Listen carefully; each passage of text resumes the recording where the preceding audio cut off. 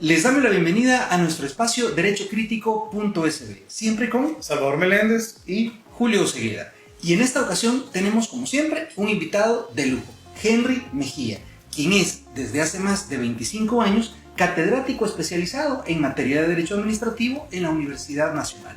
También es parte del Foro Iberoamericano de Derecho Administrativo y es además magistrado suplente de la Corte Suprema de Justicia. Y hoy, precisamente, vamos a conversar sobre su más reciente publicación, el Manual de Derecho Administrativo. Y recordarles además que este video podrá ser visionado también en las redes de la revista Derecho y Negocios. Bienvenido, Henry. Muchas gracias por la invitación, tanto a Salvador y a ti, Julio, por darme este espacio de poder expresar algunas ideas y sobre todo de poder promocionar mi reciente obra como es el Manual de Derecho Administrativo. Excelente, Henry. La verdad que es un verdadero placer el tenerte con nosotros en esta casa de derechocrítico.sb. Y lo primero que quisiéramos que nos comentes, Henry, este libro es parte de un proyecto también más grande, que es la editorial Cuscatleca, ¿verdad? Coméntanos un poco cómo está este proyecto. Sí, la editorial Cuscatleca nace precisamente en el 13 de julio del 2013. Tenemos casi 9 años de fundación, con el fin de publicar libros para la difusión de la cultura en general y sobre todo de la cultura jurídica. Y comenzamos con un libro del profesor Guillermo Marinoni, Precedentes, Teoría, Bases para la Constitución de Precedentes Judiciales.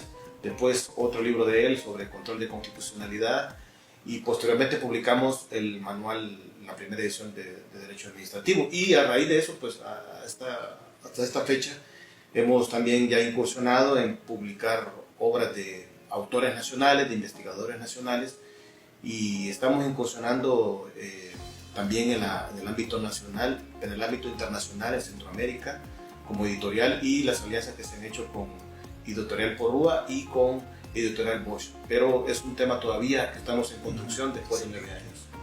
Bien, Henry, excelente. Bueno, agradeciendo pues un libro pues debidamente autografiado por el gran autor Henry Mejía. Un lujo, ¿verdad? No todos los días podemos tener estas oportunidades. Ahora bien, Henry, con respecto a la presentación del libro, a mí me parece, hojeándolo, interesante todo su abordaje sobre diferentes temáticas de derecho administrativo. Prácticamente no dejas excluida ninguna materia. Pero yo veo acá que esto dice segunda edición.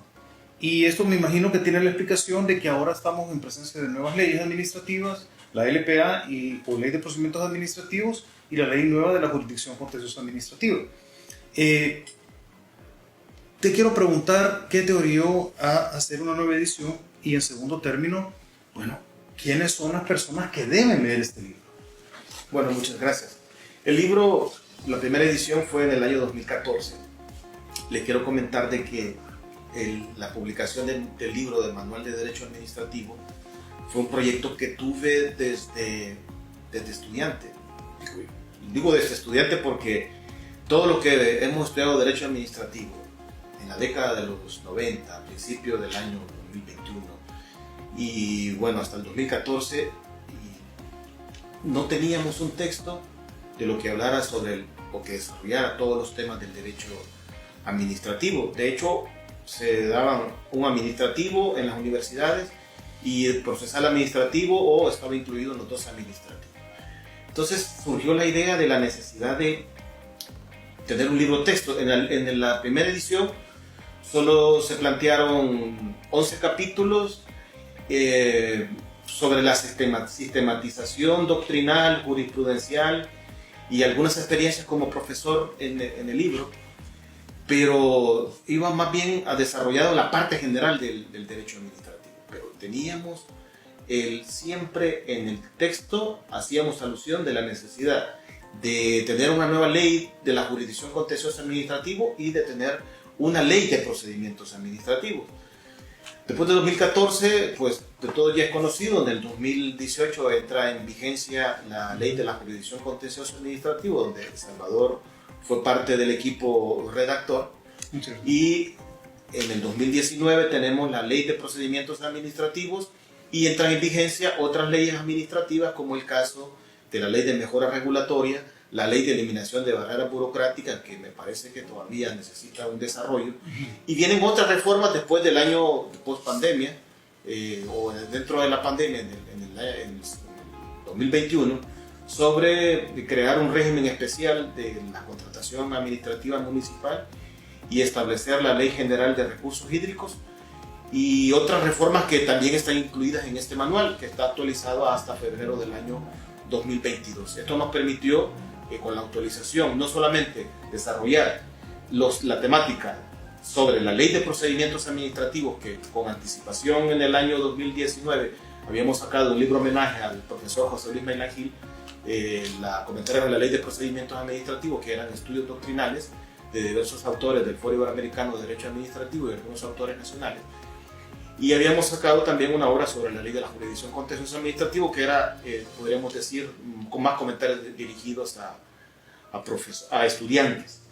Con el manual de Derecho Administrativo, como la obra lo indica, es un manual que tiene 14 capítulos y podríamos decir que tiene desarrollado todos los programas de estudio, porque fui a recopilarlos de la Universidad de El Salvador, de la Universidad Centroamericana José Simeón Cañas, la Universidad de la UMA, la UNIVO, la Gerardo Barrios, incluso la misma ESEN, ¿verdad? Tiene desarrollado todos estos temas y bueno, de un tono y un desarrollo manualesco, pero tenemos la inquietud siempre de establecer algunos temas, algunas opiniones y sobre todo algunas críticas que, como haciendo alusión a este programa, que pueden hacérsele al ordenamiento jurídico. Por esa razón podríamos decir que dentro de la experiencia docente mía fue fundamental, y además como investigador, porque pues publicar en principio la obra de la responsabilidad por daños ambientales, aunque un tema ambiental, pero igual ya adquirimos toda la experiencia de investigador y también la experiencia como miembro del Foro Iberoamericano de Derecho Administrativo me ha permitido también impulsar obras de alto calado para el desarrollo y difusión del derecho administrativo, que creo que cuando nosotros llegábamos a la universidad decíamos, bueno, ¿el derecho administrativo para qué nos va a servir? Y constantemente siempre hacíamos alusión, miren, si el derecho administrativo, nacemos con el derecho administrativo, nacemos con un acto administrativo, la certificación de la partida de nacimiento, y morimos con un acto administrativo, la certificación de la partida de defunción. Y estamos en un mundo inmerso en el derecho administrativo sin necesidad de ser abogados. Y siempre tenemos, ya sea como estudiante, tenemos la primera litis contra la administración, o el primer empleo es en la administración pública, y luego decimos, bueno, ¿y qué vamos a hacer? ¿Cómo nos vamos a desempeñar como servidores públicos? De allí la importancia de poder tener un libro texto e incluso incentivar a las nuevas generaciones a dedicarse a la investigación de un tema que ya no es un tema, podríamos decirse, disperso, profuso, podríamos decir etéreo. Al contrario, ya tenemos suficientes cuerpos normativos y ya tenemos la naciente doctrina salvadoreña en el derecho administrativo salvadoreño. Bien, ya entrando en materia sobre el tema del libro, aquí es una barbaridad. Prácticamente pasa por toda la LPA, pero hay temas que es obligatorio preguntarte, ¿no? Para saber tu visión y que el gremio jurídico pues, pueda tener una precisión de cuáles son tus comentarios, y en particular lo que aparece en el libro sobre un tema especial, el tema del procedimiento actual de la LPA. Tú haces aquí un análisis del procedimiento de la LPA. Sabemos que antes no teníamos esa norma marco, ¿verdad? Eran procedimientos desperdigados o regados, como se dice, por toda la administración pública salvadoreña, pero ahora tenemos una norma marco. ¿Cuál es el análisis que tú haces sobre este procedimiento administrativo actual? Bueno, buena pregunta. Con la Ley de Procedimientos Administrativos dimos un avance histórico. Tenemos una ley que es el Estatuto Principal de la Administración Pública, en el cual debe tener, oígase bien, un carácter unificador. Y digo que hoy debe tener un carácter unificador porque si bien allá en el 163 hace algunas, oígase bien, yo le quiero decir que son exclusiones especiales en cuanto al plazo y en cuanto al procedimiento. Me refiero a nivel de materia tributaria, aduanal, de adquisiciones y contrataciones, temas de contratación pública de la LACAC y ahora con la ley de simplificación de adquisiciones de obras públicas municipales. Y tenemos otros procedimientos que realmente no entiendo por qué fueron excluidos, como es el tema ambiental, que a la larga pues, hay procedimientos especiales.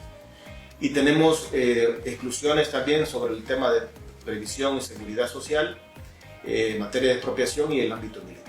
Pero fíjense bien que esas exclusiones que hace la ley de procedimientos administrativos son muy, pero muy limitadas. ¿Por qué? Porque todo lo que se refiere a los principios y a los derechos que establece la ley de procedimientos administrativos se les aplica a esas administraciones en particular, incluso para anular o establecer las nulidades de pleno derecho que establece la ley de procedimientos administrativos, hay que acudir a resolverlos conforme a la ley de procedimientos administrativos. Si bien la ley de procedimientos administrativos promueve el principio antiformalista, que no es más que hacerle las cosas simples al ciudadano, evitando que se construyan barreras burocráticas que históricamente las administraciones públicas han hecho, y digo históricamente, no solamente cuando no me refiero acá en El Salvador, sino que en todas las administraciones a nivel global, hoy en día lo que están promoviendo es simplificarle la vida entre la relación entre el ciudadano con la administración pública, que el ciudadano sea el centro de la actuación administrativa, simplificándole el procedimiento sin perjuicio que los controles siempre estén por supuesto, sobre la base del principio de legalidad, evitando, por supuesto, los famosos excesos o arbitrariedades que las administraciones públicas en ocasiones pues, suelen cometer frente al ciudadano y sobre todo el ciudadano promedio. El ciudadano promedio, estamos hablando del ciudadano de a pie que tiene que estar día a día para efectos de poder afrontar quizás esos desdenes que tiene como menester frente a la administración pública. Y en particular, respondiendo a la pregunta a Salvador, pues, fíjense que la ley de procedimientos administrativos necesita, podríamos decir, aunque puede ser que es muy prematuro, desarrollo, incluso desarrollo, yo no diría reforma, yo diría adiciones, sobre todo porque la pandemia nos empujó, y que Julio es un experto en temas digitales, con conocimiento de causa. Me parece que hay que desarrollar más la administración electrónica. Si bien la ley de firma electrónica ya nos da un impulso y el artículo 16 de la ley de procedimientos administrativos, que ya también consagró el derecho a la buena administración y el derecho a relacionarse con los recursos tecnológicos, y entre otras disposiciones que establecen con el desarrollo de los recursos tecnológicos, me parece que la ley de procedimientos administrativos debe adicionarse las reglas especiales del procedimiento electrónico. Esa es por una parte. Y la otra, que un tema yo sé que me vas a preguntar seguramente por el interés, es que me parece que hemos desperdiciado la experiencia de la oralidad, que Salvador es un experto en temas de derechos procesales y audiencias orales. Hemos desaprovechado que en los procedimientos sancionadores incluir al menos la audiencia probatoria donde se va a resolver la suerte de un ciudadano o un servidor público que se va a someter a las reglas sancionadoras, por lo menos incluir las reglas de la oralidad. Y eso no va en contra del principio, podríamos decir, de antiformalista, al contrario, va a favor del principio antiformalista porque hacemos más expeditos los procedimientos. Entonces podríamos decir que actualmente tenemos un procedimiento base y fundamental para el desarrollo de la administración pública y que el ciudadano pueda defenderse frente a cualquier arbitrariedad y tener las reglas claras de poder establecer dentro del marco del Estatuto Jurídico de la Ley de Procedimientos Administrativos.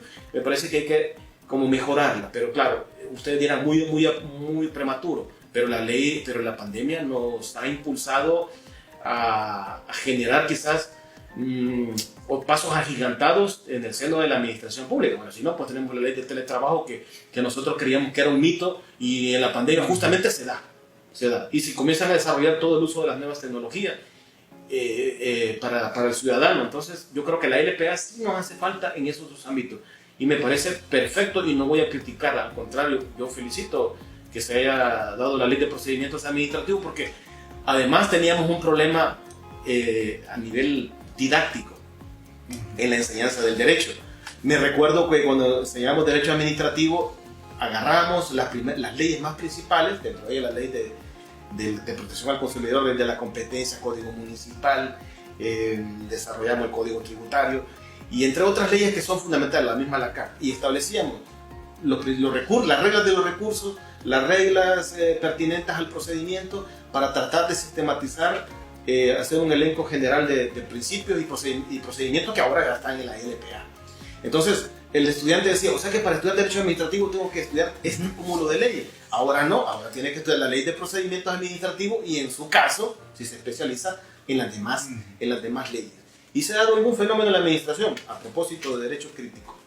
Las administraciones públicas le están dando, por ejemplo, lo digo con conocimiento de causa, el tema de la Ley de Migración Extranjera, que es una buena ley, pero ahí me parece que hay una práctica negativa, como en muchas administraciones que creen que pues, ser una ley muy reciente es la que va a sustituir a la Ley de Procedimiento. La Ley de Procedimiento Administrativo es una ley especial y en todo caso las interpretaciones deben de ser sistemáticas con las leyes que entraron en vigor antes y después, porque de pronto he visto algunas leyes que dicen, bueno, no se va a aplicar las reglas de la Ley de Procedimientos Administrativos, como en materia de tránsito y seguridad vial, por ahí un tema sancionador, y el otro tema de la reforma que hubo del Código Municipal sobre el tema de recursos. No pueden estarse promulgando leyes que rompan las reglas generales, y ahí creo que ya es una crítica muy particular que los legisladores deben de tomar en consideración, porque si no vamos a volver nuevamente a la etapa de la sectorialidad, y entonces vamos a decir, la Ley de Procedimiento Administrativo establece todas estas reglas, excepto estas leyes especiales. Entonces pues vamos a volver nuevamente a la etapa de la sectorialidad, cosa que no debemos de permitir en los próximos años y para las nuevas generaciones, y sobre todo para acentuar el derecho a la buena administración, donde el individuo es el centro de toda la actividad de la administración pública. Bien, ahí empezamos a ver la riqueza y lo importante que es, vamos a hacer una promoción descarada, ¿verdad?, del libro, pero es que realmente esto no tiene desperdicio. Aquí estamos viendo ya muchas de las cosas importantes y de las rutas que tenemos que seguir, tanto los abogados como las personas que también van a estar navegando, ¿verdad?, en esta ruta con el Estado. Pero hay otro tema que también a mí me pareció bien interesante en estos primeros aproximaciones a este texto, y es el tema de el empleado público, porque esto ha dado también mucho de qué hablar. ¿Cuándo se va a considerar, por ejemplo, un empleo de confianza? ¿Cuáles van a ser los procedimientos que se le van a aplicar en el ámbito sancionador? Inclusive hay algunos que dicen, no, mire, es que el tema sancionador es diferente del tema disciplinario. Entonces hay una riqueza importante también en esas consideraciones especiales al empleado público. ¿Cómo podríamos abordarlo? Fíjese que, a propósito, haciendo un ligame con la Ley de Procedimientos Administrativos, y ya que toca el tema sancionador, bueno, la ley, que es una de las fuentes principales del derecho, digamos, no digo del derecho comparado, sino que de la legislación comparada.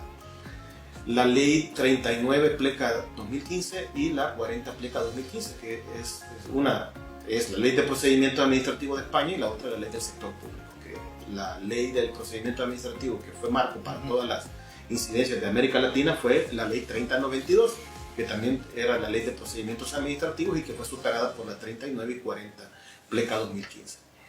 En esta, fíjese que España hizo una división entre el procedimiento sancionador y el disciplinario de los servidores. El disciplinario lo dejó a los servidores públicos y lo dividió. En el caso de la Ley de Procedimientos no lo hizo, y además tenemos otro problema en el tema del servidor público. La Ley del Servicio Civil, podríamos decir que es una ley preconstitucional, doblemente preconstitucional. Preconstitucional de la Constitución del 62 y de la Constitución de 1983. Y se dictó en un régimen de facto, bajo el Directorio Cívico-Militar del golpe militar que se le dio a Julio Rivera, que se da en 1961. Desde ese entonces tenemos una ley de servicio civil y leyes sectoriales. Entonces yo creo que el mismo ejemplo de la ley de procedimiento hay que hacerlo en la ley del, bueno, podría ser ley del servicio civil, o ley de la función pública, o ley del empleo público. Porque en el libro se desarrolla todo lo que es la teoría del empleado público sobre los estándares, por cierto, de la Carta Iberoamericana de la Función Pública del CLA, que está desarrollada acá. De igual manera, todo lo que ha hecho la jurisprudencia en deslindar si este es un servidor público sometido al Código de Trabajo, sometido a al régimen municipal, a la ley de servicio civil, si este es un trabajador sometido a las disposiciones generales del presupuesto y cuáles son los derechos que tiene y los niveles de estabilidad que tiene conforme a las directrices de la jurisprudencia que ha dado la Sala de lo Constitucional en materia de amparo y también la Sala de lo Contencioso en su parte, estrictamente en materia administrativa. Incluso con la reciente inconstitucionalidad, digo reciente porque tiene hace un poco más de un año, que dio la Sala de lo Constitucional respecto a decir que los empleados municipales iban a estar sometidos al derecho laboral, eso generó todavía mucho más dispersión, que a mi juicio hubiera estado el contencioso, pero la Sala de lo Constitucional dio ese aval por diversas circunstancias que podrían ser más bien de orden práctico o político, menos jurídico. Pero en este libro desarrollamos los temas de lo que es incluso la clasificación del empleado público en general, no solamente del funcionario, sino que de los empleados, y haciendo énfasis sobre la base de las regulaciones dispersas que se tienen en el ámbito de los servidores públicos, y además desarrollar un tema elemental que siempre da mucho de qué hablar, que es el tema del derecho a la estabilidad. Si tiene derecho o no a la estabilidad, el 219 de la Constitución es claro y dice, pues crea la carrera administrativa como debe de ser, empleados de carrera, por ingreso por concurso público, y además eso debe de respetarse porque además las administraciones públicas hacen una inversión en el empleado público y de pronto decir, bueno, viene otra administración, se destituye de forma incorrecta, a veces no siguiendo los procedimientos, y se deja toda la inversión perdida de ese servidor público. Perdida, por eso se llama carrera administrativa o función pública, porque estamos hablando que se está haciendo carrera, se está formando para resolver los diversos problemas o desdenes dentro de la administración pública. Esa es la idea de la carrera en general, de la carrera administrativa, así como hay una carrera administrativa especial militar o policial, igual una carrera administrativa municipal, carrera del empleado público en general. Entonces, a mí me parece que pues, en un futuro debemos de... Bueno, hay dos proyectos por ahí, la ley del servicio público, que no debe llamarse así, sino que más bien es de servicio civil, porque es el regambre constitucional, para efecto de sistematizar, podríamos decir, las regulaciones generales. Incluso me parece regular un nuevo código de trabajo también, porque, bueno, data desde el 72, o sea, también es preconstitucional. Y creo que como hay un fenómeno por ahí que se llama laboralización, lo que dice, tanto lo dice Ramón Parada y Alejandro Nieto, y una amiga argentina, Miriam Mabel Ibanega, dice que hay una especie de laboralización del empleo público, tiene un libro del empleo público, donde reglas del derecho laboral se inmiscuyen en el ámbito del administrativo. Entonces, son cosas que, claro, se han hecho a nivel de la jurisprudencia, pero son cosas que creo que hay que plasmarlo en un cuerpo normativo nuevo para que establecer las reglas claras, que ese también le facilita aplicar de la mejor manera posible a los jueces, porque cuando hay claridad, los jueces pues obviamente deben de seguir la luz y en este caso de resolver los conflictos conforme a los principios de la equidad y la justicia. Excelente. Hay otro tema que también es digno, digamos, de mencionar y que es uno de los que nos da dolores de cabeza a los que practicamos mucho el tema del derecho administrativo, y es la parte sancionadora. Sobre todo esos límites que tenemos que distinguir de hasta dónde el derecho administrativo sancionador puede seguir la pauta del derecho penal.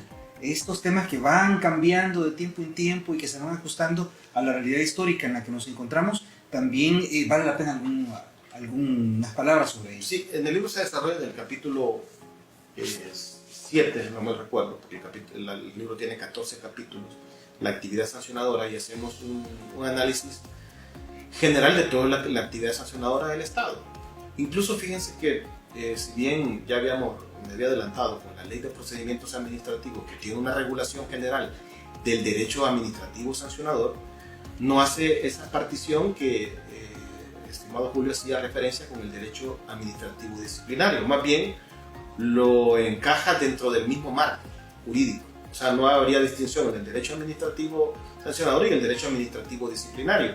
Los principios del derecho administrativo sancionador que se le van a aplicar a un ciudadano, se le va a aplicar lo mismo también a un servidor público dentro de los fines o de la disciplina que tiene la administración pública o que impone a través de diversas leyes.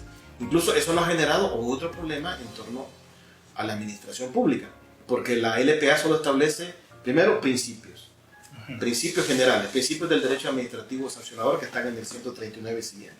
Después nos establece reglas, pero fíjense que algunas reglas que establece el derecho administrativo sancionador en la LPA, por ejemplo, van encaminadas a las multas. O sea que van encaminadas, por ejemplo, el caso del atenuante que establece la ley de procedimientos administrativos, de que si el ciudadano confiesa o acepta la culpabilidad en el tema de las multas, se le va a reducir hasta una cuarta parte.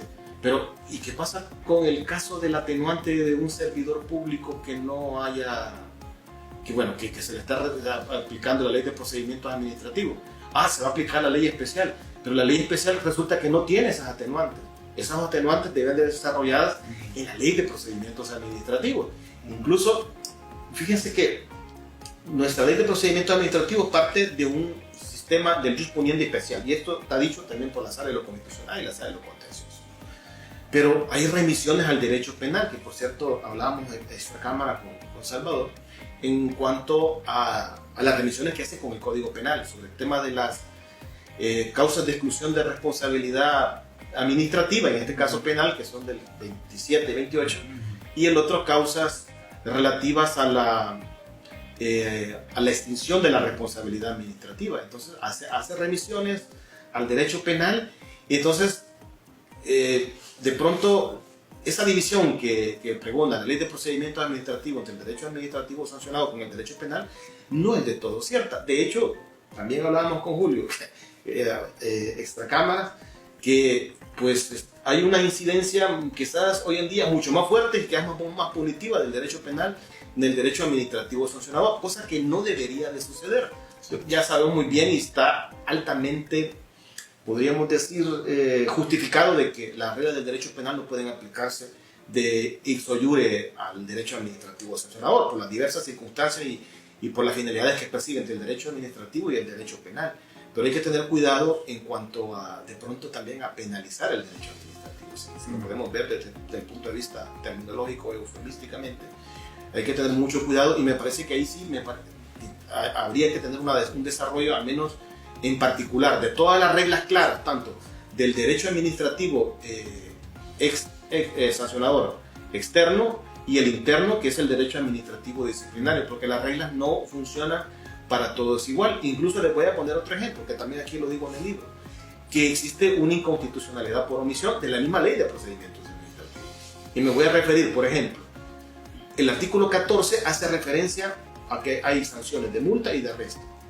Pero ustedes se fijan, el arresto como tal no está regulado en la ley de procedimientos administrativos, en la parte de la ejecución forzosa. ¿Cómo se va a hacer efectivo el arresto?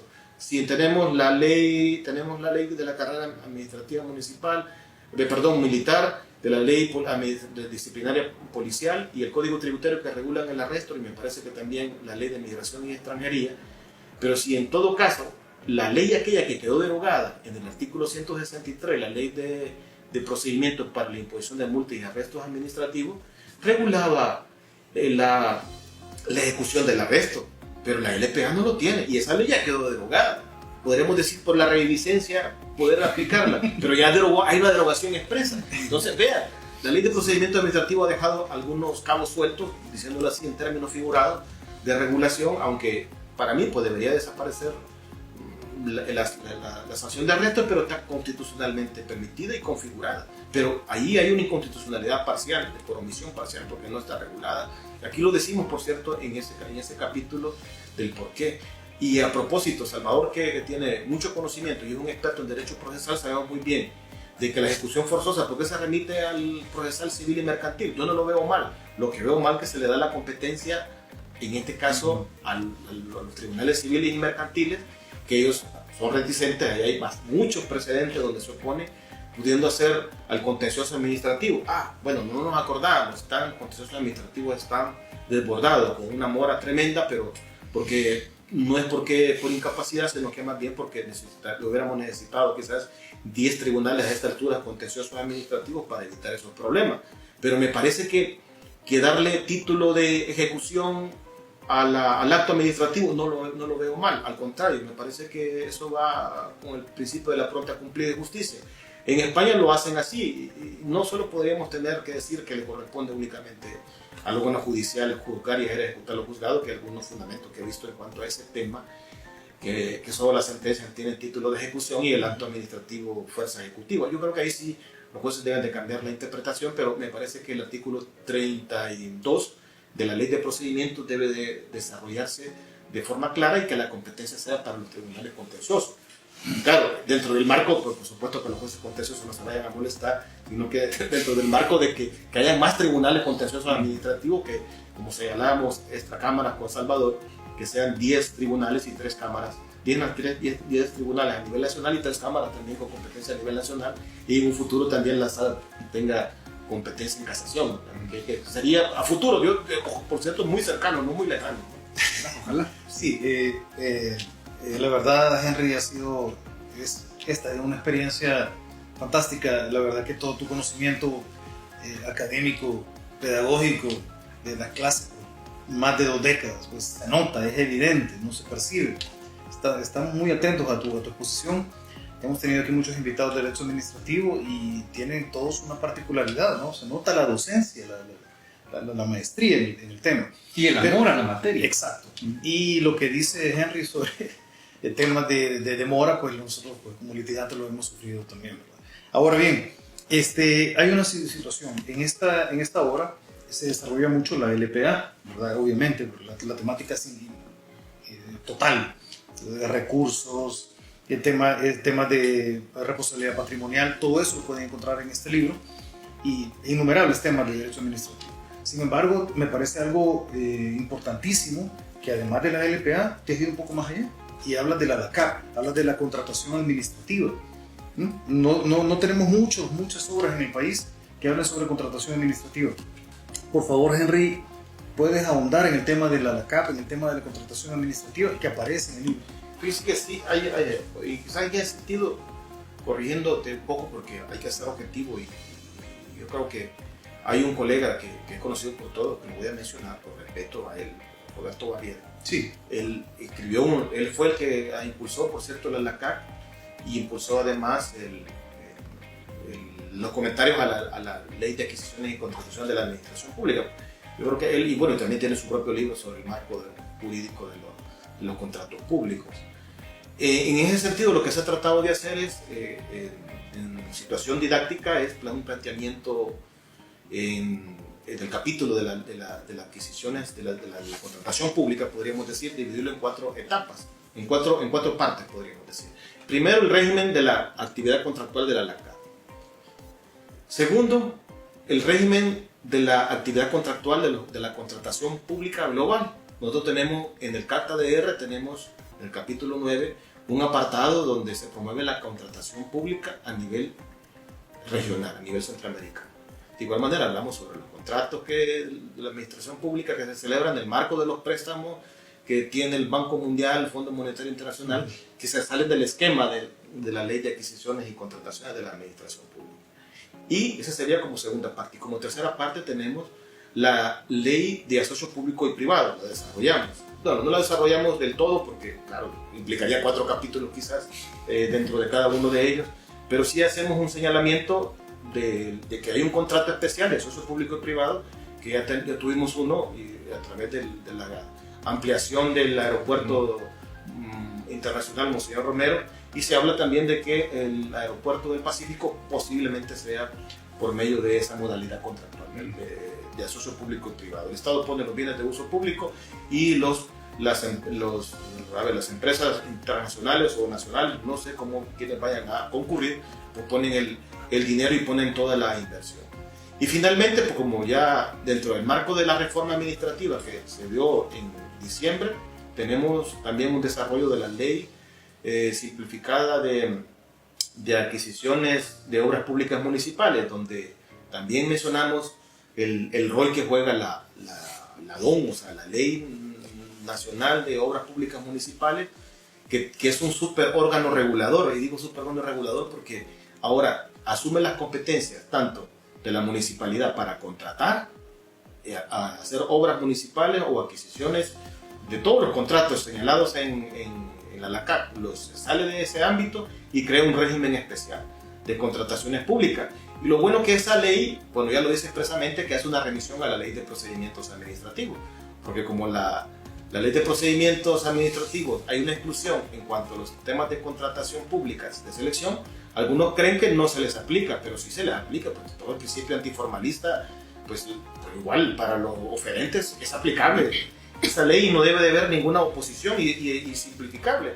Yo creo que incluso el uso de las nuevas tecnologías, al menos en el procedimiento de licitación, pues me parece que debe de simplificarse mucho más. No lo hace la ley de simplificada de adquisiciones de obras públicas municipales, pero me parece que es una ley bastante novedosa en establecer otra modalidad y establecer una contratación pública más simplificada. De hecho, me parece bien que esa ley establezca otras modalidades de contratación, aunque pues tenemos el problema que ya hablábamos con Julio. Todavía hay algún temor con el tema del uso de las nuevas tecnologías, porque la contratación pública electrónica creo que es de rigor impulsarla, al menos de forma excepcional, ¿verdad? Sobre todo si son oferentes internacionales y las modalidades de poder establecer, aunque sí se promueve el uso de las nuevas tecnologías. Pero en el libro sí se han desarrollado las 4 partes, podríamos decir, de todo el sistema, al menos en forma general, porque esto es un manual, de la ANLACAC, ¿verdad? El sistema de contratación pública global, el sistema de contratación de la ley de acceso público y privado y la ley simplificada de obras públicas municipales. O sea, imagínense, ya tenemos un elenco solo para hacer un libro ahí de poder hacer de contratación pública municipal, y es ahí donde el Estado quizás promueve mayores inversiones. Promueve mayores inversiones para la micro y pequeña empresa y el gran empresario. Yo creo que en un futuro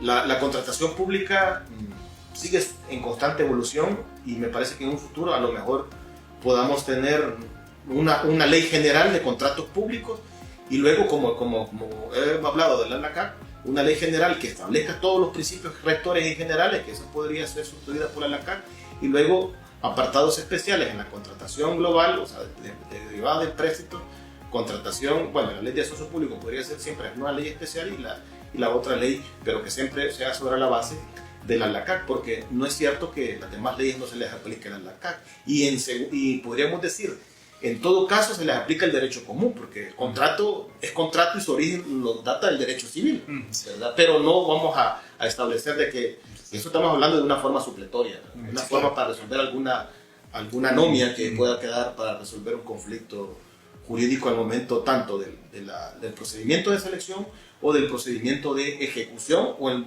procedimiento con un conflicto derivado de la interpretación de una disposición contractual donde no está el arbitraje, porque en todo caso el arbitraje, si bien lo desarrollamos acá en un acápite someramente, pues lo ideal hubiera sido que se resuelva por el arbitraje, pero ya sabemos la historia de que se le da preeminencia y ahora al Tribunal Contencioso Administrativo, y que pues, lo que resuelva por el Tribunal Arbitral pues, va en apelación a la Cámara. O sea que pues, ya por hay alguna sentencia por ahí que ha dictado la Cámara sobre los tribunales arbitrales en apelación, pero hay mucha materia en materia contenciosa administrativa que los tribunales día a día pues se ven envueltos en resolver diversos conflictos de diversa naturaleza.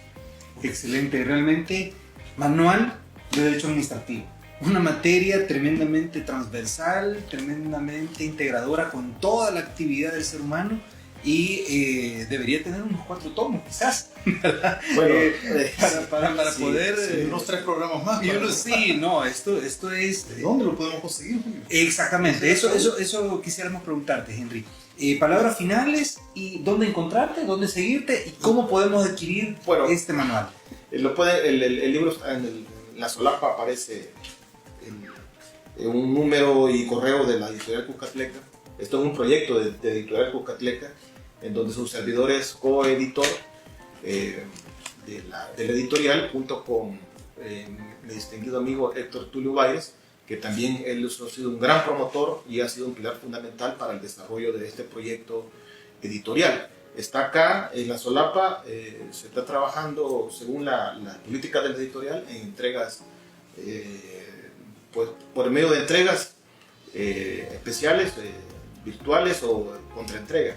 así está trabajando. En este momento pues no está en ninguna librería para no subir el precio al libro, porque de hecho pues sabemos bien, un libro de 537 páginas y un material de papel Kimberly donde no es papel blanco, sino que es un papel, podríamos decir, que para evitar el cansancio de la vista, o sea, es una inversión muy grande para la comunidad jurídica cuscatleca y en particular pues para los abogados que se desempeñan en el compendioso mundo del derecho administrativo. Y fíjense que es curioso porque algunos que son economistas, administradores de empresas, también tienen mucho interés en el libro, o los que se desarrollan temas de políticas públicas, desarrollan temas de administración pública, porque tiene un lenguaje sencillo. Hemos procurado hacerlo de lo más sencillo posible para efecto de que pueda extenderse incluso a todo aquel personal que no jurídico, pero principalmente también para los estudiantes. Los estudiantes ahora tienen una herramienta, al menos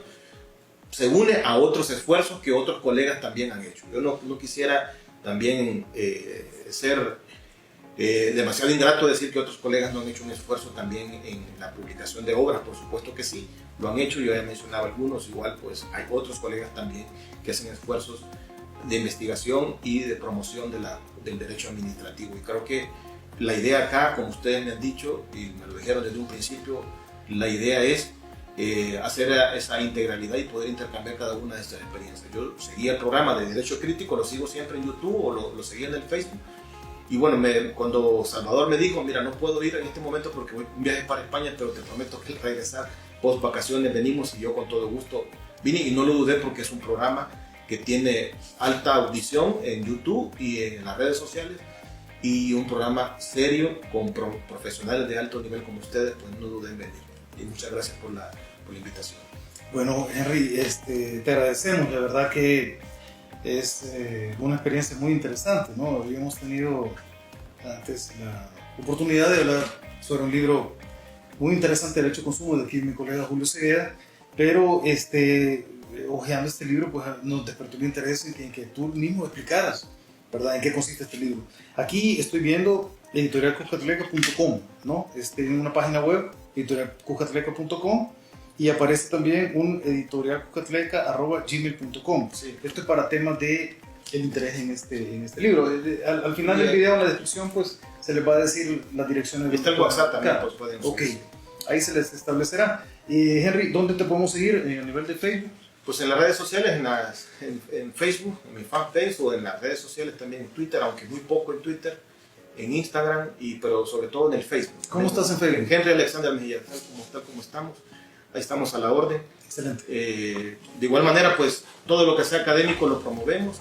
Eso ha sido uno de los pilares fundamentales, y eso ha sido uno de los principios que he aprendido en el Foro Iberoamericano de Derecho Administrativo, en formar escuelas, porque de pronto hace muchos años yo creo que nosotros como estudiantes nos dábamos cuenta que el profesor algunos profesores nos decían muy poco, y cuando hablaban en otros lugares decían tanto, y decía, el profesor me lo pudo haber dicho a mí cuando era estudiante.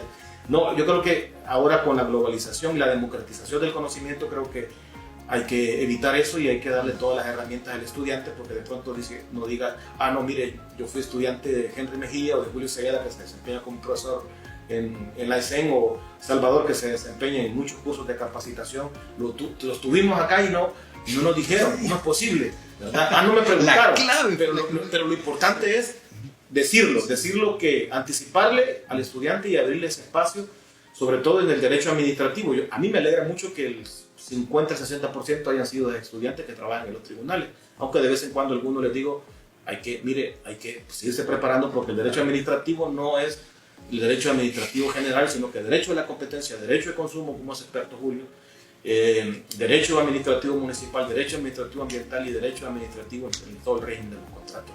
Y es un océano grandísimo que puedan desempeñarse. Así que les auguro muchos éxitos. Nuevamente gracias por la invitación, y además pues que sigan adelante promoviendo la cultura, y sobre todo pues la cultura jurídica en todo el gremio en general. Okay. Y como siempre, Julio, no podemos terminar este espacio sin recomendarles, como ya nos lo ha dicho nuestro maestro Henry Mejía, ejerzan con honor y fórmense con pasión. y como terminamos todos los videos, recordando Maquiavelo, no hay que confundir el ser con el deber ser. Gracias y bendiciones totales. Para servirles. Muchas gracias.